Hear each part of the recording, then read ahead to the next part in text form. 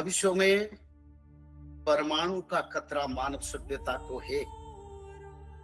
क्या सच में विश्व की जो जो देश आज युद्ध में हैं और आगे जो जो देश इस युद्ध में आने वाले हैं,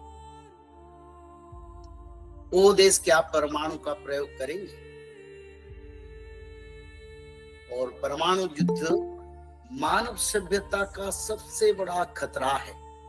सबसे बड़ा युद्ध तो लगता है, पर परमाणु युद्ध से मानव का विनाश हो जाता है, सभ्यता का विनाश हो जाता है। तो ऐसे समय जो आ रहा है, इस समय को हमको विचार करना चाहिए। भारत की सभी संस्कृति, सभी शास्त्र, पुराण, परंपरा में इसके बारे में कोई भी रचना नहीं,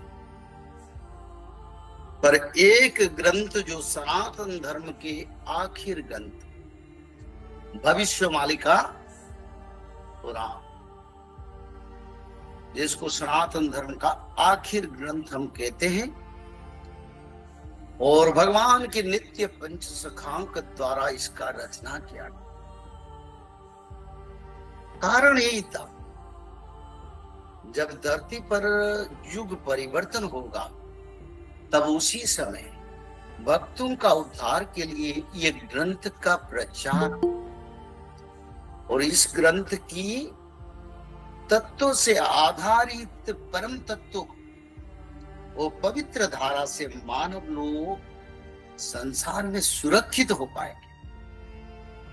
भविष्यवाणिका का रचना नहीं हुआ डराने के लिए, ये ग्रंथ का रचना हुआ मानव का कल्याण के लिए, मानव का उद्धार, जीव चक्र बंधन से प्राणियों को मुक्ति करना, कली युग से सत्य युग को लेना, भगवान कल्कि के अवतार के बारे में बताना, धर्म संस्था पंचभूत की आपद के बारे में बताना, और कैसे आने वाला बड़ा विनाश से मानव सभ्यता के पवित्र भक्त लोग उद्धार हो पाएंगे। इसी तत्वों के आधारित ये भविष्य, तो भविष्य पुराण में हम देखें, पढ़ेंगे, जिसमें परमाणु युद्ध के बारे में विश्व की सभी देश नहीं, पर जो मुख्य देश विश्व में शक्तिशाली देश है, उसी सब देश में परमाणु का तबाही कैसे हो, इसके बारे में भविष्य पुराण में वर्णन है। रसिया के बारे में, अमेरिका के बारे में, जापान के बारे में, चाइना के बारे में, भारत के बारे में विस्तृत से, इंग्लैंड के बारे में, जर्मन के बारे में, फ्रांस के बारे में, मिड ईस्ट के बारे में, सारे मुसलमान।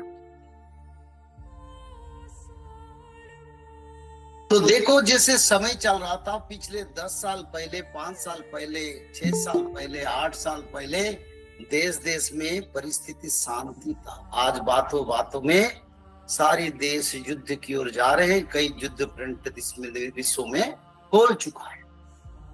तो भविष्यवाणिका में क्या लिखा है इसके बारे में, और एक तत्व पहले मैं बता देता हूं। भविष्यवाणिका में लिखा है, जो मनुष्य लोग सत्य, शांति, दया और क्षमा और मैत्री को आचरण करेंगे, वो ये मानव को सत्य युग का दर्जा मिलेगा, सत्य युग का मानव।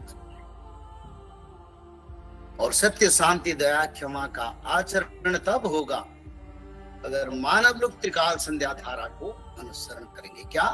त्रिकाल संध्या, तीनों संध्या, जैसे देवता, यक्ष, मुनि, ऋषि, सिद्ध, संत, परंपरा, स्वर्गलोक, ब्रह्मलोक, सूर्यलोक, गोलोक, वैकुंठ, जहां त्रिकाल संध्या होता है, ऐसे मानव लोग को धरती पर त्रिकाल संध्या को करना पड़ेगा। जो जो मंत्र है त्रिकाल संध्या, उसको भजन करने से तीनों संध्या, एक 3:45 से 6, 6:30 के अंदर सूर्य अस्त के समय, दूसरा मध्याह्न संध्या दिन 12 से 11:30 से 12:30 तक, तीसरा सूर्य देव की अस्त समय से आधा घंटा पहले और आधा घंटा आगे अगर हम त्रिकाल संध्या करेंगे, तब हम सत्य युग का मानव और आने वाले जो आपद धरती पर आ रहा है, 100 हजार रॉकेट मिसाइल गिर रहा है, इस स्थिति आएगी।